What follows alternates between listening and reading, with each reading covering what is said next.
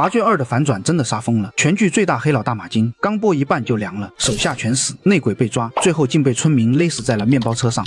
但他的死不仅炸出了真正的幕后大佬，更揭开了一场精心布局的权力棋局。你以为没有我的默许，你能知道马金从哪儿走吗？我知道你不想让马金走，你想办的事我替你办了，希望咱们以后还能再合作。你们还不够资格。大家好，我是米虫。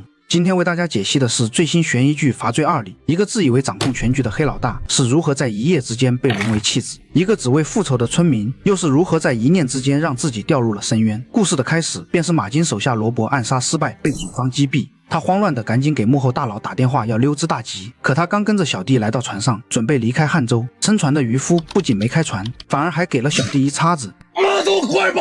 马金闻言立马回头查看，结果却发现手下已经被人捅死了。可正当他准备转身逃离的时候，却又发现自己被刘天野堵住了去路。然而就在马金以为自己今天必死无疑的时候，不料接下来贺彪跟刘天野的对话立马就让他有了活下去的希望。我知道你想把他交给秦风，对吧？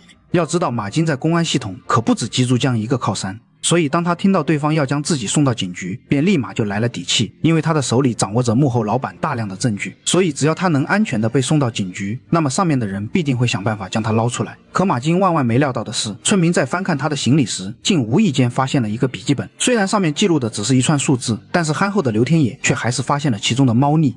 都是这些年攒下的人脉吧。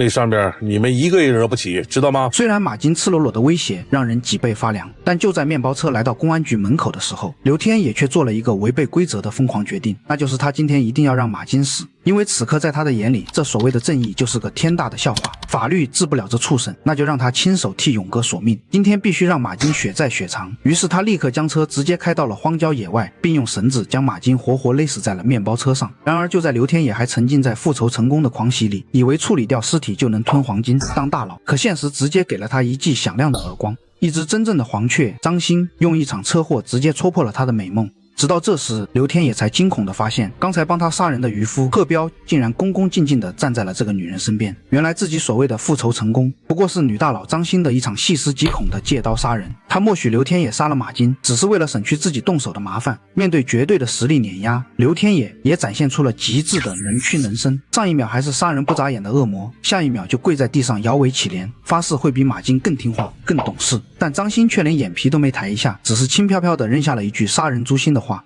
以后有需要你们的时候会叫你们的，但是想上桌，自己几斤几两，你们自己清楚。虽然张欣的这番话让贺彪很是不爽，但在刘天野看来却是一个绝好的机会。于是当天晚上他便来到了赵村，向赵鹏的妹妹赵子怡表白：我之前答应你，